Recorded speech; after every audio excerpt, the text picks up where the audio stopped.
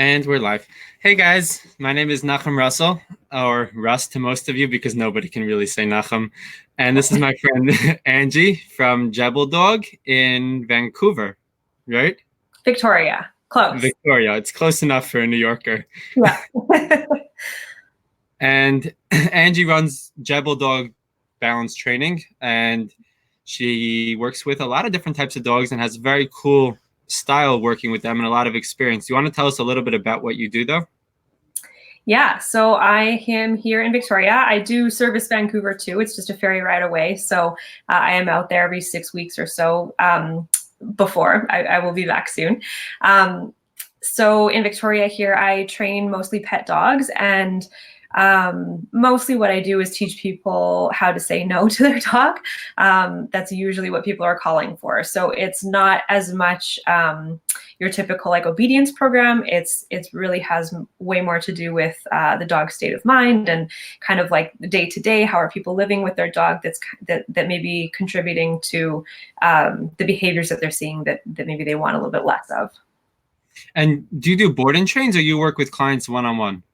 Yeah, I did do board and trains a little. I kind of dabbled. I do like them, but my preference is one-on-ones. I've kind of always been that way. I've been at this since about 2005, and I really have always enjoyed I don't even want to call it pressure. It doesn't really feel that way, but just the real time teaching. I like to be handed a dog that has whatever issues he has and work through it in real time in front of the owner and talk them through that.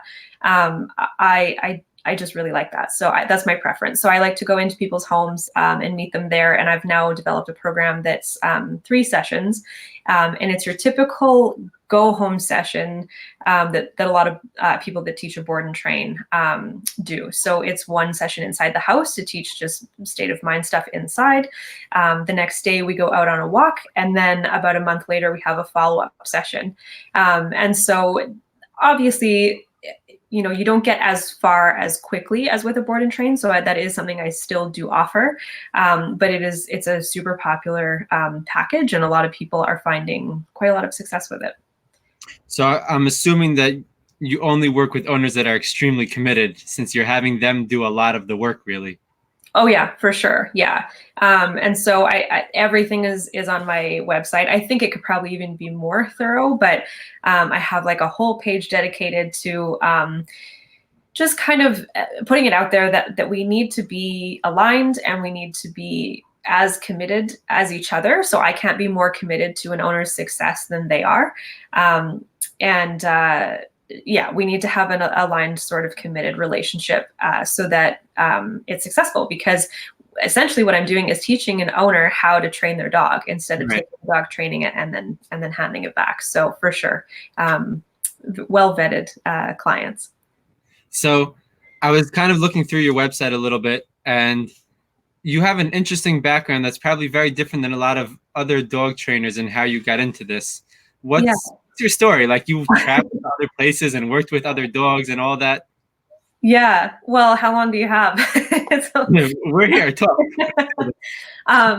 Yeah, it's been an interesting journey for sure. I started basically straight out of high school. I did go to university here in Victoria for too long and didn't get a degree because I was always just kind of just distracted by dog stuff. Like, I was fostering dogs for a trainer here in town that was doing like an owner surrender program. So he would take dogs that were just becoming unmanageable for owners for whatever reason. And usually that was severe aggression of some kind, or severe separation anxiety, or some sort of behavior issue like that. So again, not just your typical obedience, but like they needed full rehab.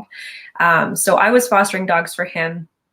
And that's really how I gained experience just dealing with aggressive dogs. I was living with them, and I was kind of thrown in with the sharks, literally, and had to figure it out.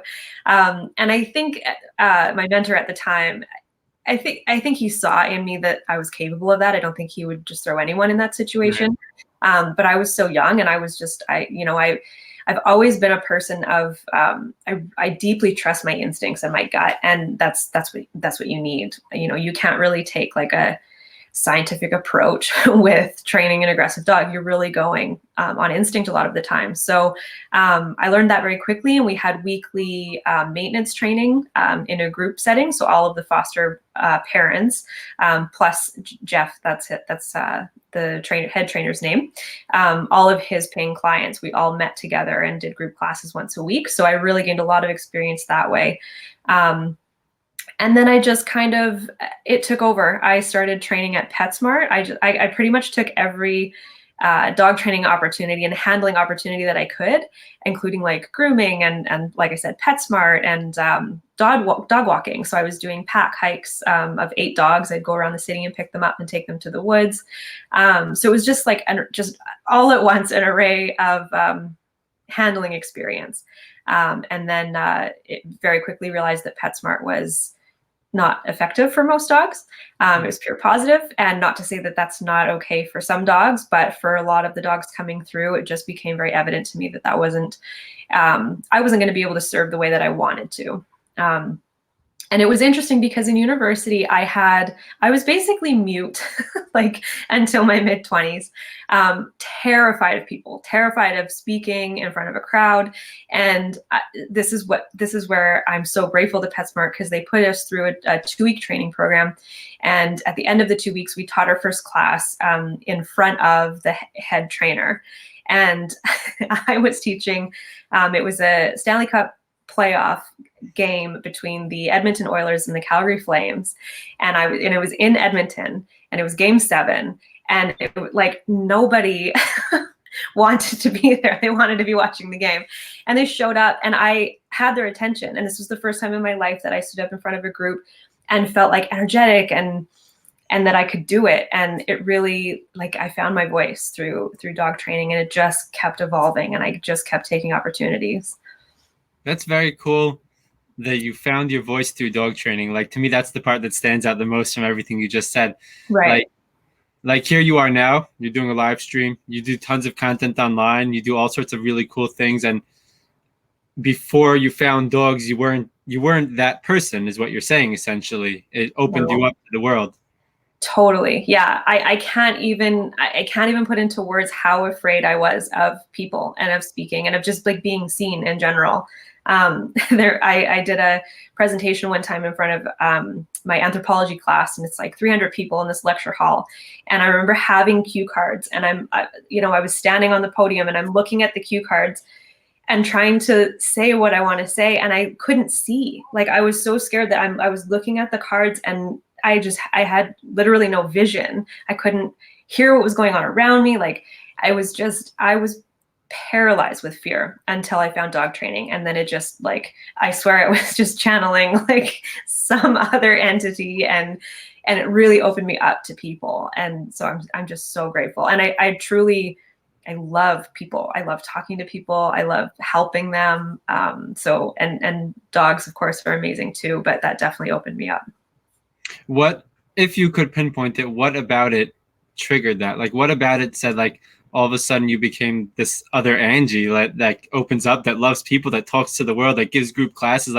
What, if you could pinpoint it, I don't know if you could, but what would you say is that thing that made that switch flip? I think I was, like I said, I was really intuitive with dogs right away. So before I started teaching, I was training, and I was fostering and learning how to live with dogs. So it's something that, it was like a language that I just knew. And it was almost like I didn't know human language before that. I knew how to communicate with dogs very well. I didn't have to really study it. I didn't have to think about it before I spoke. It really just, it came so naturally. So when I got into a room, and in Petsmart, it was this tiny room with all of the dog owners and their dogs. And in a room full of dogs, I just felt like it was just easy. It was not even a question. And I didn't have to prep myself. I didn't have to think about it before. As soon as the dogs came in and I could see, how they were behaving, I just knew instantly what to do. I didn't need notes. It just kind of came out of me. And to be honest, I can remember being in the room and conducting the class. And then as soon as I left the room and my shift was over at Petsmart, it was back into small Angie, hide, just get me out of the store. Don't look at anyone. So it's really interesting. It was the dogs really that built the bridge to the people. And now I'll talk to anybody. Have you heard of, like, kind of off but on topic for a second? Have you heard of Temple Grandin? Yes. Like that's what this reminds me of. Like hearing her story. I didn't hear her speak in person, but I watched the video of her speaking, and I have a bunch of her books, and it's a very fascinating thing. That idea of animals connecting people to people. I think Yeah. that's a very cool thing. It's a special thing. Yeah, for sure. Absolutely. Yeah, I had read her books long ago, again, when I kind of first started all of this, and I had forgotten about her actually. So that's yeah, beautiful. She's incredible. And then so you found like this was your thing, right? And Yeah. like you connected to it. You had this natural thing, this intuition to be able to communicate with dogs. And then what happened? Because I know that it didn't end there. You didn't go from Petsmart to Jebeldog, because Jebeldog No. comes from the Jebeldog. Yes, right. So I went from I stopped PetSmart and I continued with pack hikes. So I was working for another company in Victoria, and just kind of noticing. This is where I feel like I discovered like quote unquote balanced training. It didn't have a name at that point, I don't think, but my mentor at the time was very like Nelson Hodges style, really intuitive and really just worked in time, like in real time with the animal. So when the animal softened, he would soften. When the animal would get hard, he'd get hard. And it was really just kind of this flow. And so I loved that. So I sought out a school that I thought would be, that would teach that basically in a curriculum so that I could become certified to become Jeff, my mentor. I wanted to run my own show. And so I went to a school called Canada West K9, and it was 6 weeks long, and it was 100% compulsion training. So it was like nearly violent. And I was like, that's not what I wanted to do. So I had no interest in teaching the extreme of pure positive like PetSmart, no interest in training the extreme of compulsion like Canada West. Although the two were like really knowing intimately the two ways of training, and then also Jeff's style, and then being able to kind of form my own style. That's kind of where Jebeldog came from. But at the time I called it Take the Lead Dog Training, which I kept for 10 years. You were the original Take the Lead? What's that? Were you the original Take the Lead? Like now there's like at least 5 of them. I know. That's why I changed it, because it became very kind of generic. Right. But at the time, I thought I was very clever. I didn't know of any other Take the Leads. And I registered the business name here in BC. And I was the only one. And now I think there's like 5 in BC and like across North America, probably across the world. One in England also, I think. Is there? Yeah. On my Facebook a little while ago, and I was like, "Is another one?" Like it became the name that everyone uses. It's so clever. Yeah. They know that Angie came up with it. Right. Yeah. They all think they came up with this great idea all around the world. Everyone's like, "I have the best name." I should have patented it. Or can you even do that? I don't know. Trademark. It works. So it was actually after I went to T3 that I changed to Jebeldog. So Jebeldog is kind of new. It's just in the last few years. And one of my dogs is named Jebel. And so that's where that came from. I knew that nobody else was going to have Jebeldog, except for a company that I worked for in the Middle East where I got Jebel. They are called Canadian Jebel K9 Training, but really we're the only two. And what did you do out there in the Middle East? Where were you and what did you do? So in 2010, I moved to Oman, which is south of the UAE, right on the Persian Gulf.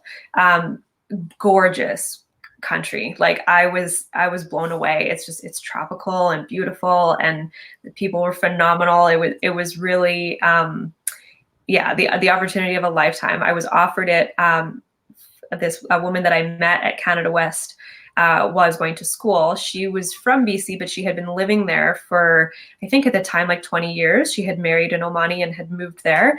And she wanted to start the first ever dog training company in the area. So, of course, dogs are treated much differently there. So it was kind of a strange endeavor, according to most people there. And she wanted some help. And I had been running Take the Lead for a little while. So she asked me if I could come and help her set it up. I was in my last semester at university, which was, like I said, just, at one point I was on academic probation, not because I wasn't intelligent, but I just wasn't interested. I was doing dog stuff. So I just said, you know what, I'm going to leave university and maybe come back, maybe not. But I got on a plane, went to the Middle East, went to Oman, and there our kind of main contract was with the Royal Oman Police, and we developed a 3-month program to teach new handlers and their canine partners how to work, basically. So we taught, and they would come from Europe already. They weren't entirely green, so they had a little bit of skill, and we kind of just brought them up to standard, and then showed them how to maintain the training, so that they could be out on active duty safely. That's very cool. Yeah. Is that how you got Jebel? Yeah, so in a roundabout way. So Jebel, he is from there, and Gemma as well. While I was there, there was just tons of street dogs all over. And one of my favorite activities after work was to drive to a wadi, which is just a dried up riverbed, and watch the dogs. They would all kind of come down from the mountains, and the Arabic word for mountain is Jebel, which is why they're called Jebel dogs. They're also called wadi dogs because they come down from the mountains into the wadis. So I would just observe them, and it was fascinating to me to see. And this is something that I've observed overseas many times, that both the street dogs and the pet dogs in places that are not North America are just phenomenally well behaved and well organized. Like they're really quite interesting to watch. So that was my favorite activity. And I had chosen a dog to bring home. And at 6 months in to my trip, I got into a pretty severe motorcycle accident. And while I was in the hospital, my dog went missing. So I didn't get to bring him home. But after I got back to Canada, once I was recovered from my accident, I reached out and I picked Jebel. That he was friends of mine. Basically, if you're in Oman, you're going to see some stray dogs, and so a lot of the expats will feed them on their way to work and kind of try to maintain some degree of safety around like wherever they've decided to den. And so Jebel was one of those dogs, and then a couple of years after him, Gemma as well. I love seeing street dogs, not in America, but so. Yeah. I've been to Ukraine a bunch of times, like 8 times, I think. Wow. And one of my favorite things to do there, besides that Ukraine is like just a really cool country and it's beautiful and gorgeous, but I love the street dogs and like the forest dogs, like the ones who don't even necessarily live in the street, right? Yeah. They just come out at night to like forage and get some food from like the scraps. Like almost every time I go, I would leave whoever I'm with and go hang out with these dogs, and I would just sit and watch them. And I learned a tremendous amount from these animals because they're real dogs, right? They're not like, not to say that like your fluffy golden doodle's not a real dog, but but these dogs don't rely on humans, and they don't deal with like all the human rules that we try to put on them, and they don't have to deal with all of our emotional garbage, and like they just get to live, and they just get to be present with each other. And I saw so much of what I think a lot of us trainers try to instill in the average pet dog being done naturally, the way they just relax with each other. I very rarely saw dogs playing. I saw puppies play, but I very rarely saw adult dogs playing with each other. I saw them laying down with each other. I saw them walking in groups calmly through the streets. I saw them existing with each other, well socialized, but not rough and tumble like what we think a dog park is supposed to look like, right? And it was very cool to see that, because like you could have a dog trainer or a dog expert tell you from today till tomorrow that this is not what dogs are supposed to do, right? But when you grow up in North America where that's what dogs are supposed to do, it's going to be very hard to accept that, right? Because like, don't tell me that's not what dogs are supposed to do. Then why do we have dog parks? Then why do we have dog daycares? Like obviously they're supposed to do that. Yeah. But when you go and see dogs in their natural state and see what they actually really do without somebody telling them what they're supposed to do, you get to see firsthand how real that is. It was very cool to me. I loved it. It was a very was a very eye-opening experience. I did it a bunch of times, and I just hung out with these dogs for hours. It was very cool. That's awesome. I love to hear that. I really think that part of every dog train, if you're gonna like be a professional dog trainer, forget school. Like go watch dogs in a natural setting. Go watch them interact. That's the best education for sure. Absolutely, and not in a natural setting of like a bunch of dogs here in New York hanging out with each other, but actual natural dogs, like dogs just being themselves. And even the dogs, like, so you've been to Ukraine, right? I have, yeah. Okay. So, like there's some dogs there that are owned by people, and there's some that are just the street dogs. And they kind of, sometimes it's hard to tell which is which, because a lot of dogs that are owned by people, it's not like they're getting put on a leash and going for a daily walk. It's like they're owned by somebody, they get fed by somebody, but they also kind of do their thing. Yeah. Right? And all those dogs, people walking through the streets, nobody's bothering the dogs. The dogs aren't bothering the people. And there's just this natural coexistence, just like how when I'm walking down the street, I don't try to pet a squirrel. Yeah. And it's like the same idea there. These dogs, but because people kind of look at them differently in that sense, the dogs seem so much more chill than themselves. Yeah, for sure. Yeah, I totally agree. That was, again, one of my favorite things to do in Ukraine was sit in the city square. I was in the workers' city for Chernobyl, so a little town called Slavutich. And yeah, I would just sit in the square, and there was like pigeons and squirrels and kids playing and like little scooter thing, like lots of activity, and lots of people walking their dogs, oftentimes off leash, and the dog was just like in almost a perfect heel. And I guarantee nobody taught him that. It was really just, I mean, that is a really genuine natural relationship that forms between two animals when you don't have the like, do you want to go for a walk? Do you want a cookie? Do you want to do this? Like, and just like the noise of a typical North American household, and the energy and the like, the constant busyness. And I think that even like I've seen this in Germany as well, and Switzerland too. And I think there's just a little less emphasis on like productivity and work, and just like you're just constantly a little edgy. Even if you're happy, I feel like in North America, there's this constant edge of like, I'm not doing enough, or if I am doing enough, I'm stressed about how much I'm doing. And then I feel guilty for taking a break. And we kind of like pin that on our dogs. And so we see their kind of anxiety. We all just live with this low grade anxiety, which you're absolutely right. I haven't seen any of that really in places I've traveled overseas. Yeah, it's so rare. In terms of like the run rat race lifestyle that like we all live here, even if we try to say we don't, it's just a part of the culture. Yeah. I think that like that for sure feeds off to our dogs, because dogs naturally live in the present moment. Anxiety is an extremely unnatural thing for a dog, because anxiety is caused by not living in the moment, right? Yeah. It's thinking about what's gonna happen or what did happen. Yeah. And that's really like what it comes down to. The only reason why somebody would ever feel anxious is they're worried or they're upset about the past. Yeah. And dogs don't naturally have that. There's no such thing of like past and future, really. It's like, I'm here now. I want to eat. I want to go to sleep. Like it's present moment, right? And that's why anxiety is something that's only found in humans, because we have that level of intelligence to think about the future or to think about the past and then get worried and anxious about it. Yeah.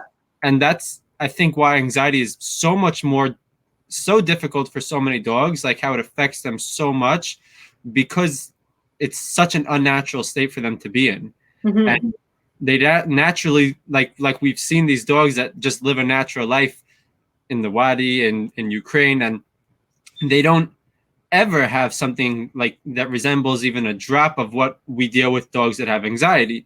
Yeah. Because they don't have that human pushing it onto them, right? Yeah. And they don't have that forced lifestyle of like, let's do this, let's do that, let's do this. It's just, let's live, right? Totally. It's a very interesting. Hey, is that mine? Yeah, that's not me. Oh, sorry. That's okay. I never had that happen before. My phone is computer. I didn't know my phone connects to my computer like that. How do I stop this? He's a popular guy. That's so weird. Do I just let it ring? Does it stop?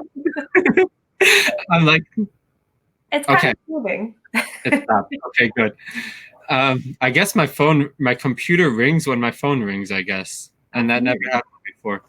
So yeah, that anxiety though, I think is I know with my own dog, right? So like I have typical dog trainer story. Like I had my dog who had all of his issues and all of that stuff. I didn't travel around the world and like have all that cool stuff with dogs. But That's a cool journey still. yeah, for sure. When I when my Marley was extremely it's doing it again. What the hell? Hey, stop calling me, people. I think maybe if I shut my phone off, it will force it to stop. We'll see. Maybe not. I don't even know where it's ringing. Somebody has to help me with like phone shit. I'm supposed to know, like I'm a millennial. I'm supposed to know how to deal with this immediately. That it should never. But we're old millennial. Well, I think you're about my age. I'm 26. Oh wow. Okay. Yeah. So I don't know what your age is. Well, but I don't want to offend you. I didn't think you were an old person, but I didn't think you were that young either. How old did you think I was? I'm curious. Well, I'm 34, and I thought you were like, yeah, early 30s. But it's because you're so mature. That's cool. People always thought I was older than I am, and it worked in my benefit for most of my teenage years. It was great. Yeah. But yeah, when Marley was like very reactive, so was I. Like, and I found that as like we had this journey together, Marley and I. Marley's my wild child, and as like I learned how to be more present for him, because if you're not present with your dog, there's no way you're fixing reactivity. Totally. And I was also going on this journey of like being more present for myself in a sense, and it's been this very cool. I see it all the time, like when I look back on like how how Marley and I started from when I got him, and obviously I made a ton of mistakes. He was my first dog, but at the same time, like my mental state was not at peace really. I was very reactive. I had no impulse control. Like all the things that I had to work on with him, I needed to work on too. And as I got better, he got better. As he got better, I got better. And we kind of have this journey together. And I think that not necessarily is it that every dog who's anxious or every dog who's reactive doesn't mean the owner is, but sometimes I could say, at least for myself, it's a good reflection. It's a good like look in the mirror and be like, what might he have that I have a little bit of too, since he is my dog and I raised him from when he's a puppy. So he probably got some of it from me. Like, yeah, there's genetics. Yeah, there's just the dog being a dog and all that stuff. But I also raised him. So chances are he learned some of his shit from me. Yeah. Yeah. So that's really cool. And I love that journey of like the dog being your mirror. And again, like you said, it's not necessarily true that we share every trait with our dogs, but certainly like we have influence on them. Right. And I see this a lot and even in my own pack, I don't think it would matter what dog I brought into the house and what issues he had. The like certain characteristics I've seen across the board, and it's me. It's what I kind of foster in them just by accident. Like I don't necessarily try to. It's just, that's what you get from interacting with me. So yeah, and with Oakley, he was my human aggressive Rottweiler who he was one of the fosters actually that I fostered for Jeff back in the day. And I was in my early 20s and I thought like, okay, I'm going to foster this dog. And the program was that we'd foster, rehabilitate, and then adopt them out. And so Oakley just never really got over the initial, when he would first meet somebody, he was very proactive and defensive and aggressive. And I could obviously stop him from making contact and biting. But really, like if you wanted to gain his trust, you had to be, like you said, super present. You had to not be like shifty or overexcited or overimposing. Like you really could, he really needed to be left alone until he trusted that you were stable. And then you could form a more physical relationship where you could pet him and stuff.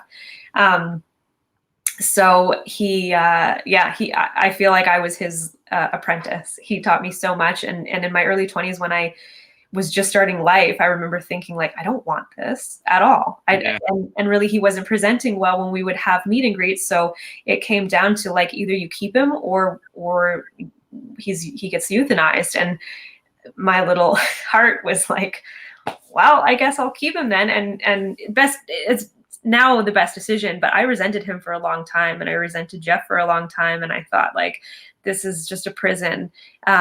And in many ways it was very, very limiting. Like who could I date? Who could I get to look after him if I wanted to go somewhere? Could I rent an apartment with a human aggressive Rottweiler? Like there's just so many limitations to having dogs like that. But also as a dog trainer, I wouldn't be able to help people the way I do now if I hadn't lived with him for so long. Yeah, that's a lot of how I feel about Marley. I mean, I never really resented him. That part I didn't. Yeah. But there's no way that I would relate to half the owners that I work with if not for having this. Like, he's still has his struggles. I mean, I just put up a whole post today about it. Like, we were at the park earlier today, and there's usually nobody there, especially now where everybody's home. Nobody's at the park usually. So we walk along the trails, and they're off leash, and he's fine to he's completely off leash trained. It's just that once in a while he might have an issue with the person. So if I see a person, I recall him back to me, I put him into a down, he sits behind me, and it's perfect, right? We have a way that it works. Yeah. But there were these, like, I don't know what they were, like environmentalists, something or others that were like picking plants or something for some experiment. I don't know what they were doing. I didn't really ask them, but they just kind of like popped up in the trail, and Marley was ahead of me. So I called him back to me. The lady reached out, like thinking she could pet my dogs. I said no, called Marley back to me, and Marley did a like a little gruff, right? Nothing crazy. It was a gruff. But my point of like what it is that there's always still that with a lot of dogs, that level of management, and like shit can still come up.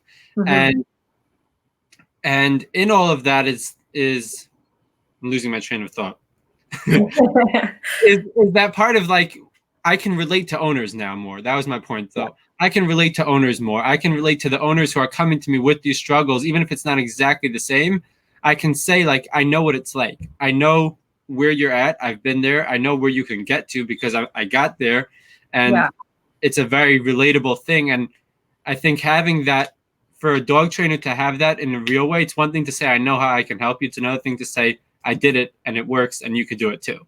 Yeah, 100%. And this is where I get stuck on like the science behind dog training. Like, and this is true for, and again, like I went to university and loved science. Like that's what my degree was.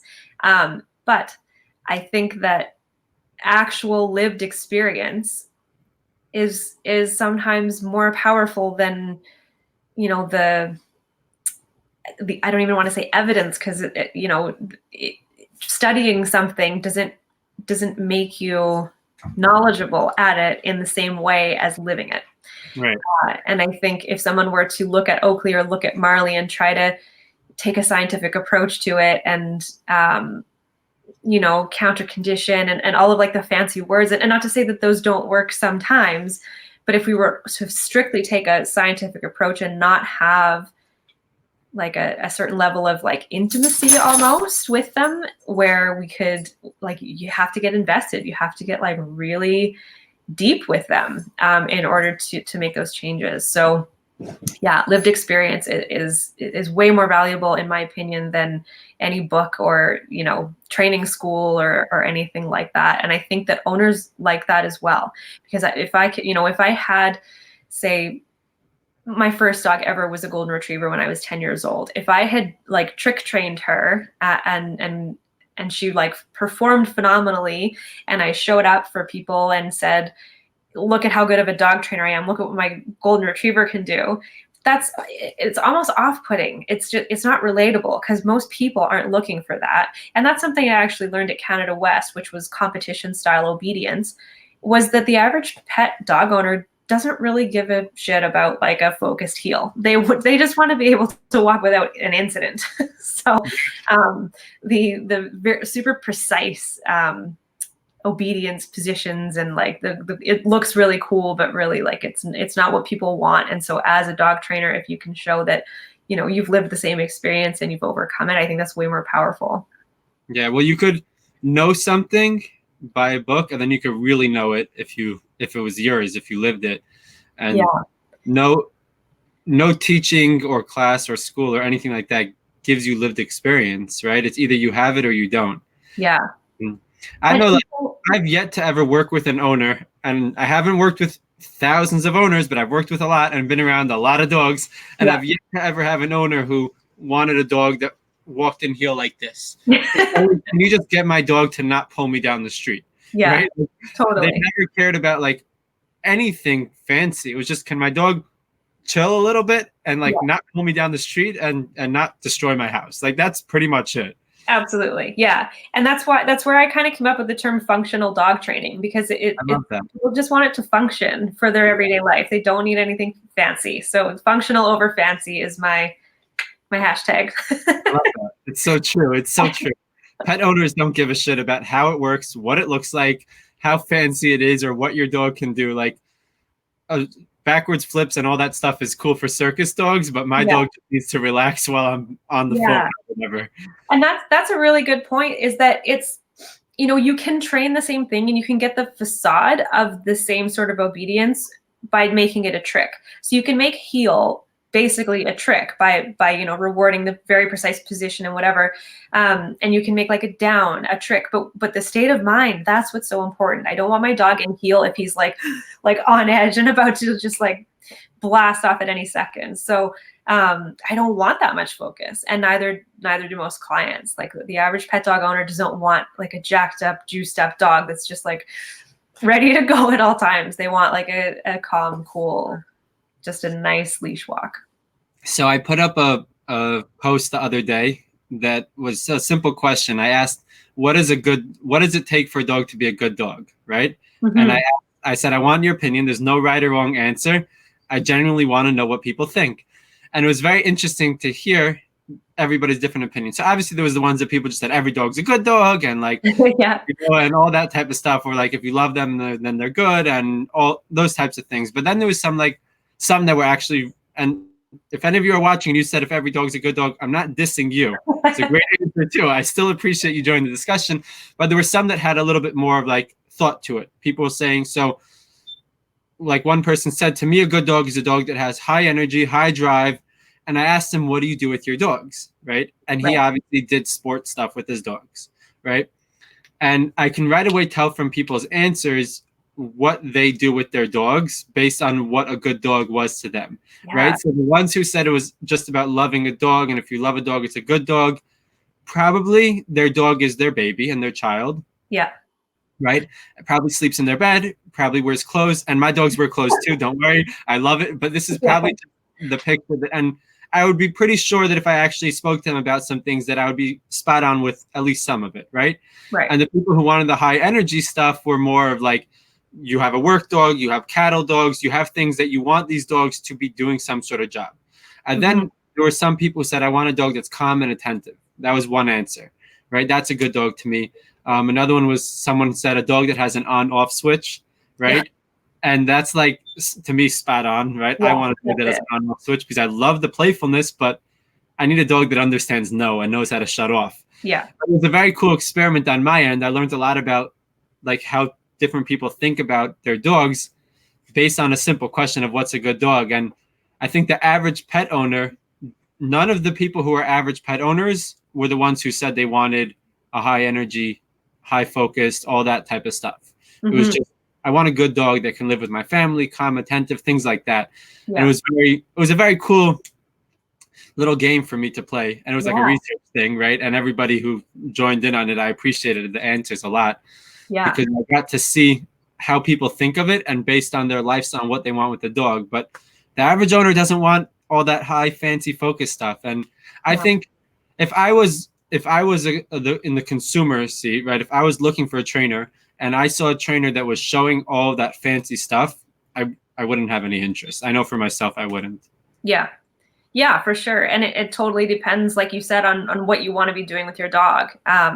And I think most people aren't looking to compete in sport or, and some people are, but the people that call you and me, I think they're looking for less energy, not more.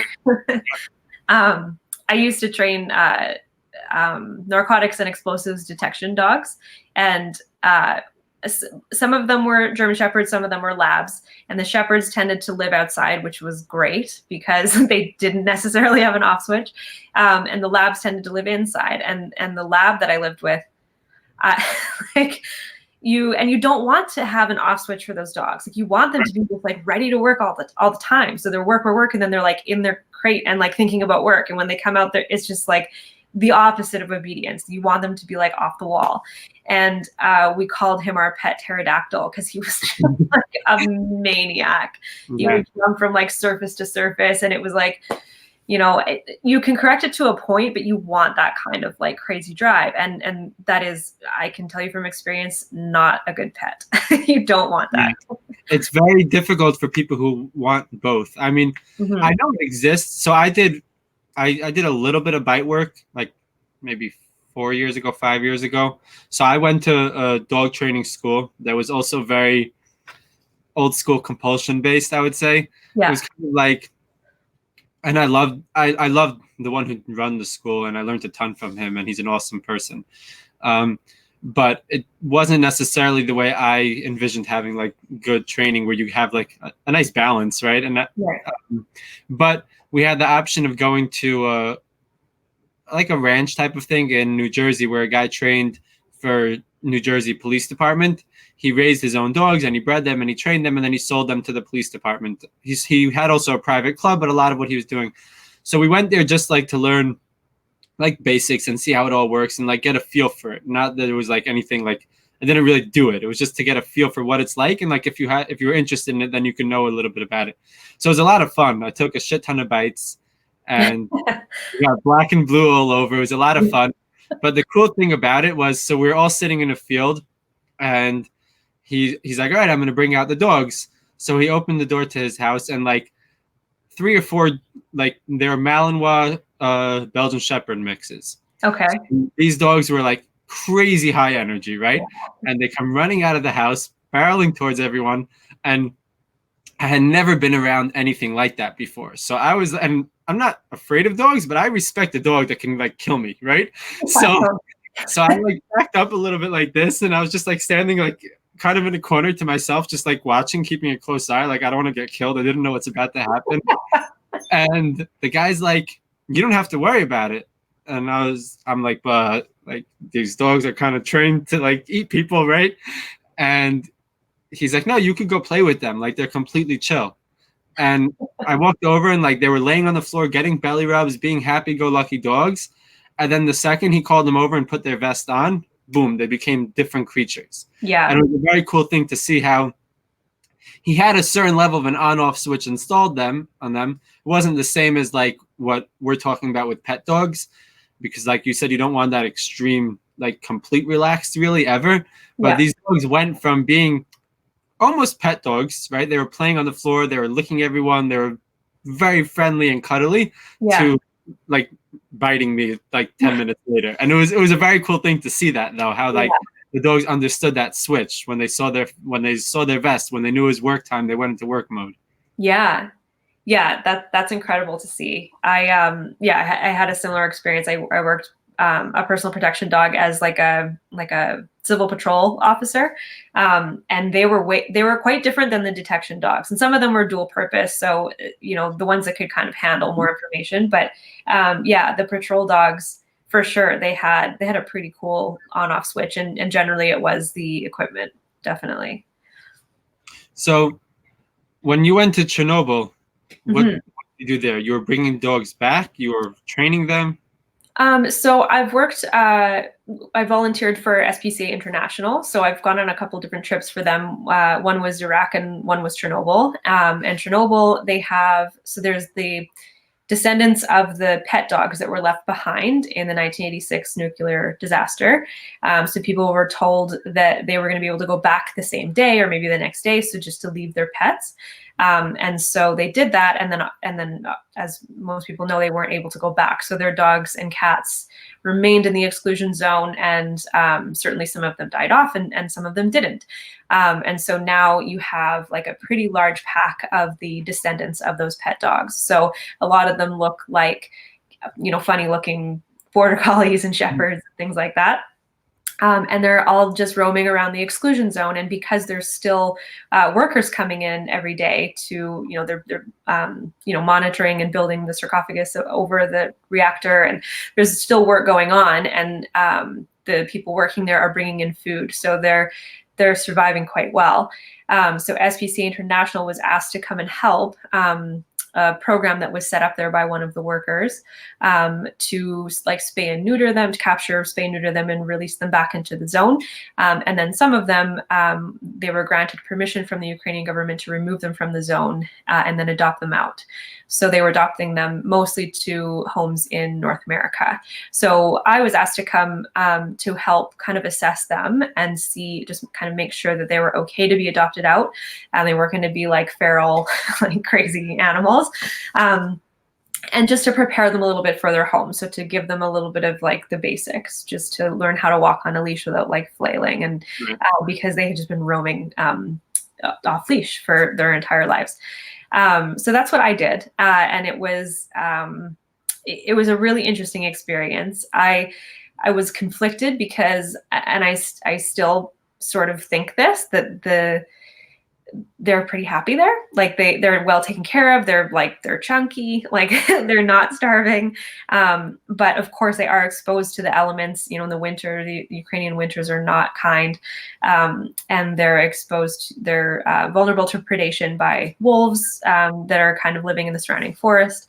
And of course they're exposed to radiation. And I don't believe that the radiation is what makes their lifespan shorter, but but it's more predation and just succumbing to the elements in the wintertime. So, but otherwise they're quite happy. And so my conflict is, I'm kind of I think about death differently than a lot of people that I know. And I just don't think that it's the worst case scenario.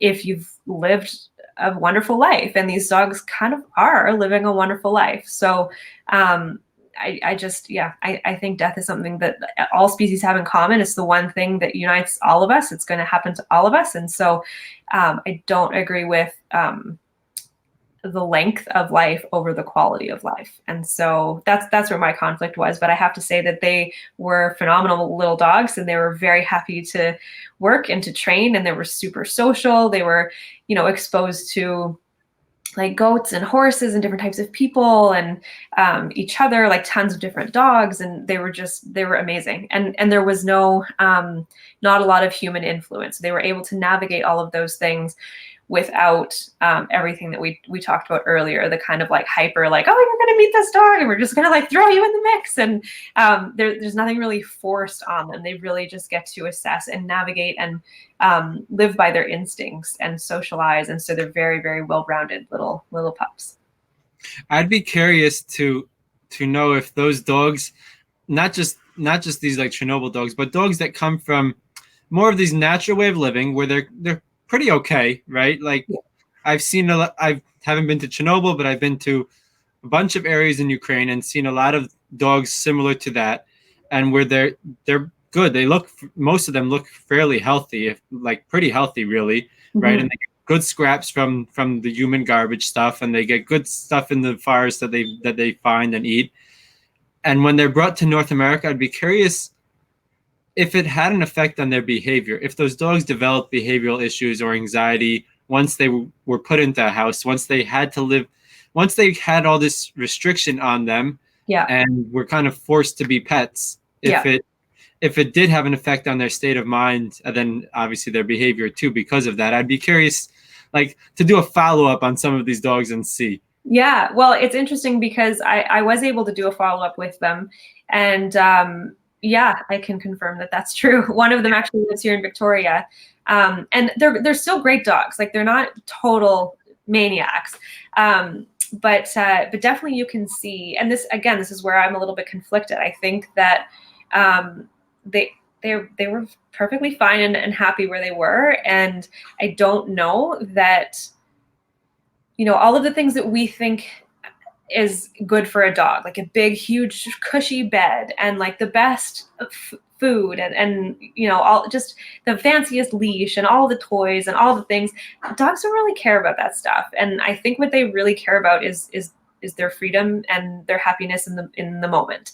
And when we start to impose all of these stressors, and I think as well, this is something I talk a lot about with my clients, is that in my opinion, the root of a lot of the behavior issues is that our dog's nervous system isn't designed for our environment. It's designed for a pretty quiet space where it's mostly forested, like not a lot of color, not a lot of different scents, like it's pretty predictable, and it's pretty quiet most of the time. So when we bring them into an urban environment, especially if they are like a street dog or a more sort of like feral type, we kind of pluck them from this like perfect environment that they're perfectly adapted to.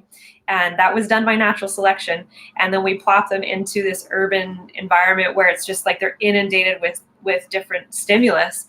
I think that's the source of a lot of dogs like anxiety, where you do see dogs with like anxiety disorders and disorders. I'm not sure if that's really the right word, but they're medicated for it. And it's just because their instincts aren't made for it and they're not being guided on how exactly to navigate this like very strange environment.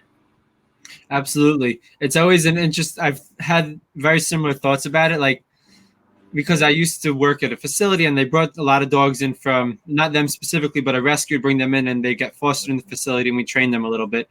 But I was always thinking, like, is this dog that's now laying on a couch but barely gets to go outside really rescued when it used to be free and live in the world and do whatever it wants, eat whenever it wants, have a very free dog life, kind of what dogs really are supposed to be? Is it really a rescue? I don't know. And and everybody who does it means well, absolutely. Like people are trying very hard to give these dogs what they see as the best life possible. It's not at all like a diss on what they're doing, but it's more just an interesting thought of what really makes a dog happy.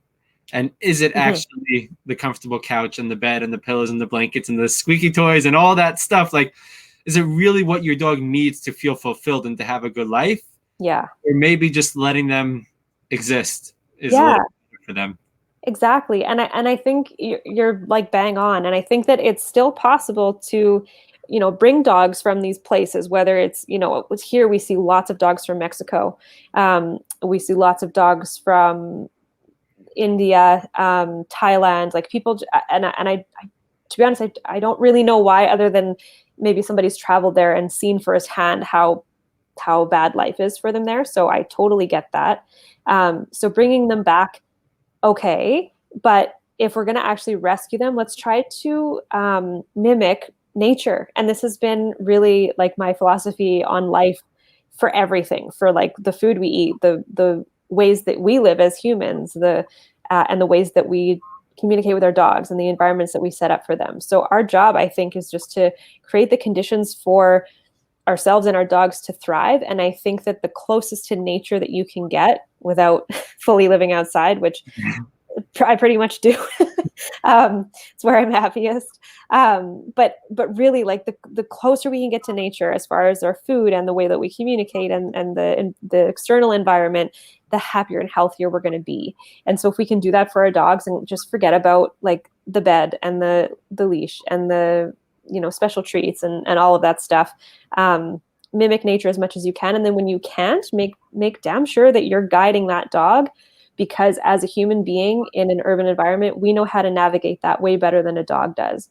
So, and here in Victoria, we have like a bit of a mindset of, just letting dogs be dogs. And I'm sure that this is true in many places, but I do find here that there's this kind of like free spirit, kind of loose, let's just let everybody be, and let's not like impose our will on another being. And that's a sovereign being that should be allowed to just do whatever it wants whenever it wants to, which is lovely if we do live in a forest, but we don't. We live in four walls, and that's extremely stressful. That alone, just four walls around a dog, doesn't make sense to them. So if we're going to ask them to live here, we have to guide them. And so that's where, saying no and having boundaries and maybe tools and things like that come in. And I think people have a lot of resistance to that when they rescue dogs, because they think rescue means just let them do whatever they want to do. And the interesting thing about people with the mindset of let dogs be dogs in that sense, because I happen to agree let dogs be dogs, but in a way that actually is good for the dog, right? But in that state, like it's its own being. Don't put your things onto it, all that stuff. A lot of times those people tend to put their things onto the dogs the most. Yes. Right.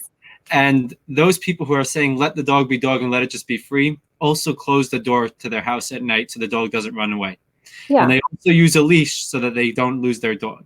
Right. Yeah. And they have rules for their dog without even realizing it, but they don't actually set up rules for the dog that will allow it to really thrive as a dog to the best as it possibly could within the context of living around humans in a human-centric world. Right. And if they just took what they're thinking one step further, a little bit less emotional and a little bit more logical, they'd realize that you really could let a dog be a dog by having these rules, boundaries, like you said, maybe some tools and all of that stuff that will help the dog exist in a good way that's healthy for him while still being our dog, while still being like our pets, while still being able to love them and enjoy life with them. But I think when you only go with the love them and enjoy life with them part, you end up damaging the dog more with good intentions. It's like, it's good. What is it? The path to hell is paved with good intentions or something like that. Right? And it's all good intentions, right? But those are the dogs that end up having like the worst lives many times in here because they're never given that guidance to deal with all of this stuff that we want them just to be dogs in. Yeah, absolutely. And like, think about how much safer it feels when, like, if I was an anxious person and I was, walking into my greatest fear, let's say, because I mean, a lot of dogs have fear of like bicycles and kids and all of these things. So we're walking down the street and all of my phobias are all around me, and the person I'm walking with isn't offering me anything other than just go check it out. Like, you're fine. And like shoving cookies in my face. Like, no, that's not helpful at all. It's actually adding to the fear. It's adding more chaos to an already out of control situation in the dog's mind. And so you lose that bond even. Like, and I think a lot of people's intentions, like you said, they're good. And what they're trying to do is create, they're trying to show the dog that like, I love you unconditionally, but really what you're showing is that you have no leadership skills and no boundaries. And so the dog doesn't end up, he might love you a lot, but certainly doesn't trust you.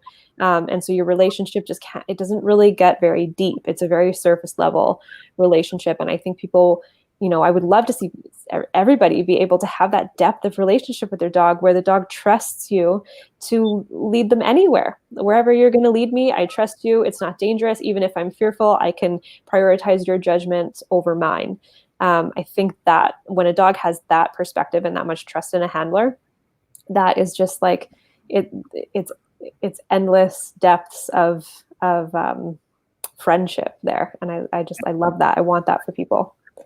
It's for sure one of the coolest feelings in the world to connect with an animal like that. And yeah, absolutely. And you feel it. It feels like, I can say for myself, as being that owner who was on the other side, who said my dog can just do whatever he wants and just love will fix everything and all of that stuff, like everything that I just described, that was me. And I mean, my dog was literally my child, right? Like Marley I would put him in, I'd wear an extra baggy hoodie. He'd go inside of it and we'd sit in like restaurants and Dunkin' Donuts and everything with him hidden in there. Nobody would know. He'd stick his little head out. I'd push it back in so no one can see. And I called him my child, like all of that stuff. Yeah. But it wasn't serving him at all. Like it served me. It felt great. But when I shifted and went to like how to change my mindset on it more than anything else, when I like realized that I have to change the way I think about it all, our connection got so much deeper. And then with my other dogs who I kind of just went right into that, it's a whole different connection that the average owner never gets to experience if they don't actually go down that road and go all in with it. Yeah. Yeah, absolutely.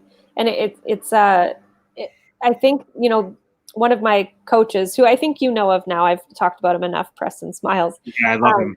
Yeah. I follow. I have never spoken to him, and actually he responded to one of my DMs, which I found cool to be like, he's like a well-known guy, and he responded. But yeah, I Yeah. watched all of his online stuff. He's very cool. Yeah, yeah, awesome. I'm glad he responded. That's truly who he is. He's definitely at the top of his game, but he's also just a dude, and he's like so happy to connect with people. But one of the things that he says a lot is how you do one thing is how you do everything. And so when we have no boundaries with our dog, and we just kind of, and I talked about this with somebody else a couple of days ago, where she was letting her dog just like walk all over her, and again, like just give him anything he wanted, whatever he wanted, he got it. And it was just wanting to give him the best life possible, by having no boundaries basically, and just giving and giving and giving and giving, despite what he was giving back to her or not giving back to her. So in her case, he was just walking all over her. And at one point he was actually biting her. Like if he was frustrated enough and wanted something from her, he would bite her. And she like, to the point of going to the hospital and getting stitches, and where else did she do that? And she kind of pinpointed that in romantic relationships, same thing, and in any relationship, like she was just a doormat, and no matter how somebody treated her, no matter how her dog treated her, she was just kind of like there were no boundaries. There was just endless giving, regardless of getting absolutely nothing in return. So I think that oftentimes dogs can be a mirror for that too. And I think it's an amazing question. Where else does this show up in your life? If you're seeing an ineffective pattern somewhere, where else is that showing up in your life? And that's something that I think our dogs are gifting to us. We bring them into our lives, and there's lots of ineffective patterns between the average pet owner and their dog. And it is most likely showing up in other areas too. So I think that's a huge gift. I love that. And can you repeat again the way Preston says it? He says, how you do one thing is how you do everything. How you do one. That's awesome. I love it. I'm Yeah. gonna write it down. Yeah. That's great. It's so true though. It's such a true statement. And totally. So many people who look at their relationship with their dogs, like before and after training type of thing, can, if they really go all in with it, can start to pinpoint so many areas in their life where it's just that with the dog, it literally comes back to bite you, right? Totally. And with other things, it's like human stuff. So you're just comfortable. It's the way it's always been, right? So if you don't have like leadership or boundaries, and with people, let's say, it's like, it's just the way it's always been. So like, it's normal. But all of a sudden a dog is like, all right, if you don't like correct me, if you don't have boundaries or whatever it is, like, I'll bite you. I'll bite that person. Like, I'll shit on your floor. Like, it's a lot more smack in the face. So it wakes you up and makes you realize it more. Yes. Yeah. And that's the beautiful thing. Like you said earlier, dogs live in the moment, and that's, it brings you right down to the present. Like, okay. And again, it's a gift. It's an opportunity to see, how did I contribute to this? Because it's not just the dog doing stuff. It's like we create it too. And that's not to, blame all owners for dogs' bad behavior, because there are other things at play for sure. But we do create the conditions for whatever our dogs are showing us. And in Oakley's case, I didn't make him human aggressive, but if I was not fully present with him, I created the condition for that aggression to come out. If I was fully present and I was, on him and giving fair consequences and also fair rewards, and I was just, really, really fairly communicating with him, then I'm creating the conditions to suppress that aggression a little bit. And that's all it is. So it's not to blame anybody for the traits that your dog has. Sometimes it's genetic, sometimes it's just imprinted in puppyhood, and you really couldn't have done anything about it. But you can absolutely create conditions. And it's kind of like, I think about it like epigenetics, like terrain theory, where it's the environment that turns on the gene or not. So I can be predisposed to diabetes, let's say, which I'm quite surprised I don't have for the amount of sugar that I consume. But I create the condition for it to come up. And I do, like, I am careful, as much as I 100% believe that I'm a sugar addict, but because I know that, I'm careful about it. But if I were just to let myself run with that, I'm creating the condition for diabetes to come up. And it's the same. Again, how you do one thing is how you do everything. Are you creating the conditions for the most ideal, the most healthy mind and body, or are you creating conditions for like a bit of a shit show? And I love that way of thinking about it. Like, because I think a lot of owners or even trainers sometimes misunderstand the idea that we're discussing as it being that it's the owner's fault, right? And really don't believe it just about ever, maybe sometimes, but 99% of the time, it's not the owner's fault at all, right? But it's the owner's responsibility. Mm-hmm. Like you're saying, you're creating that condition for it is a very cool way of explaining it, because it puts in perspective that it's 100% not your fault, but it's your dog now, and it's your responsibility to ensure that it doesn't get to the possibilities that it does have, right? It Yeah. doesn't bring out that side of it that we don't want showing. Yeah. And it's an important thing I tell every owner I work with, this is not your fault. Yeah. Right? Like when I get on the phone with them, it's one of the first things I tell once I hear their whole story. It's like, I just want you to know it's not your fault. That's amazing. But it's your responsibility, and this is how we can help you get better, right? This is what we could do to change things. This is how you can take full responsibility and then move forward with that, by owning that it's yours, and then moving forward with it, and keeping that in mind that it's there, and what you do to make it better. So it's an important thing for owners to know that. I think it's so necessary.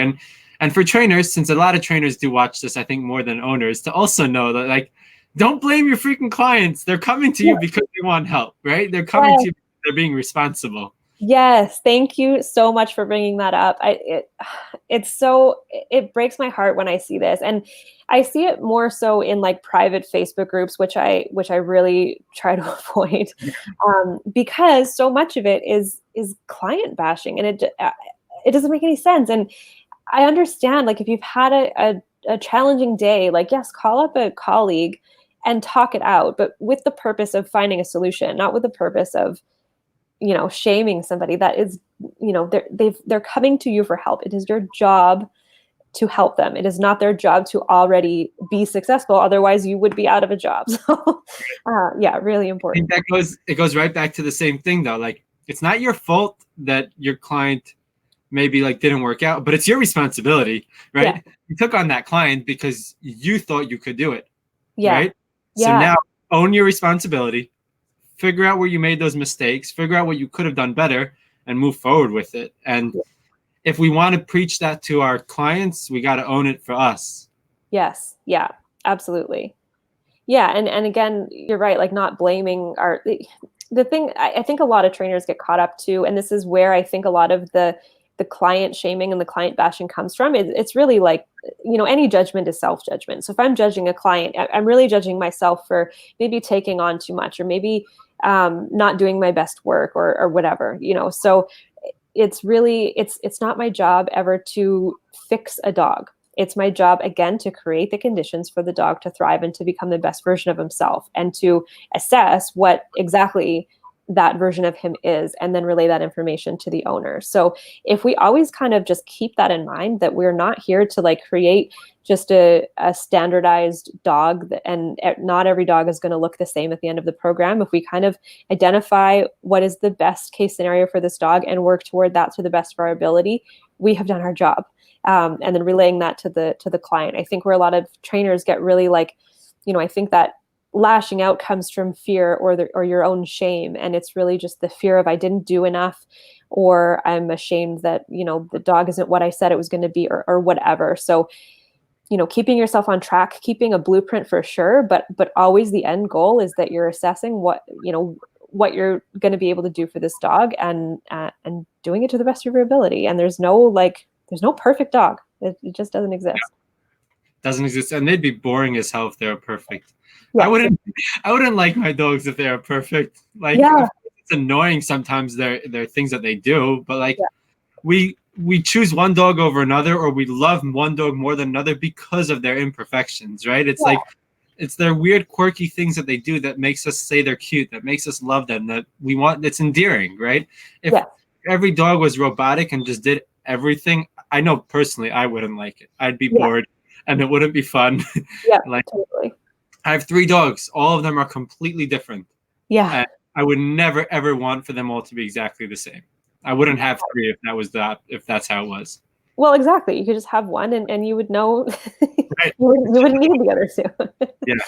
Yeah, for sure. So, if there was one thing that you can tell every dog owner in the world that you wish every dog owner would know, right? Like, they're all listening right now, what would it be? That it's not only okay, but it is a gift to give your dog boundaries and to say no when it's needed. I think a lot of owners are really afraid of that, and that's also not their fault. There's lots of information out there that tells us that it's wrong and bad and mean and inhumane to say no and set boundaries. And I believe it's the opposite. I think it's the most humane, most kind, most loving thing that you can do for your dog is give it a set of boundaries so that within those bounds, it gets to fully express and be free and play and within the safety of the environment that you've created for them. I love it. Discipline equals freedom, right? Absolutely. Yeah. I love it. All right. I think we're going to wrap it up on that because that was like a perfect answer. So, it was you articulated it so perfectly. There's nothing more to add on to it, really. It was so perfect. Before we close up, though, do you want to tell people how they can find you, reach out to you, follow you, all that stuff? Sure. Yeah.